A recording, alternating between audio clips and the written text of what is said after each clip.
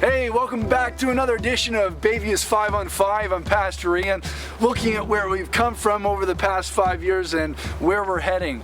The last couple of weeks we've been speaking more about the theological and the theoretical of what makes a good church and where we've been at as a church. But today I want to get really practical. I want to talk about, over the next 24 months, where are we heading? And the three areas I want to focus in on today is our worship ministry, our children's ministry, and our youth ministry. To back up a little bit, when we launched, we launched under a model that we were one church in multiple locations, which means we shared our staff. Pastor Keith has done an amazing job resourcing our worship ministry. There's no hidden magic behind the reason why we have great worship leaders here at Bayview. It's because Pastor Keith has done an amazing job resourcing them and building them up. And then our Kids Rock has been a wonderful job. Sherry Thiessen has done a great job leading the charge, and Kendra Como before her putting systems in place. Pastor Matt Hayden has done a great job in the past with our youth ministry, and now recently Pastor Aaron has taken over the charge of that various ministries. But now where do we go? We have this stake in the ground.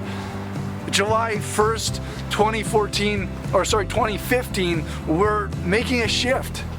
As a Bayview congregation, we're taking ownership for the various ministries in which we find ourselves. And so what is that going to look like?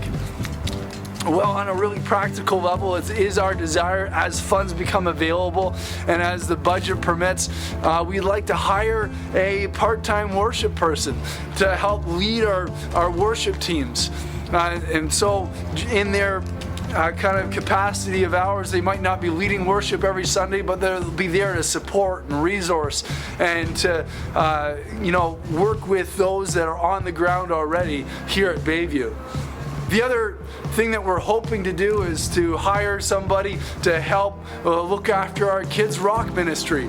Somebody who would help resource our volunteers on the ground and help lead the charge week after week on a Sunday morning so that we can continue to build on the momentum that's already been established.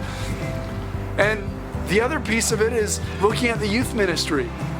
Right now, I think if we were to say July 1st, we're only going to have our own youth group, I think we'd be doing ourselves a disfavor. So our goal right now is to say, hey, how do we build a core group of leaders and perhaps bring an intern in or bring a part-time staff member in who would be developing the youth leaders here at the church on Bayview and developing relationships with the young people right here at Bayview.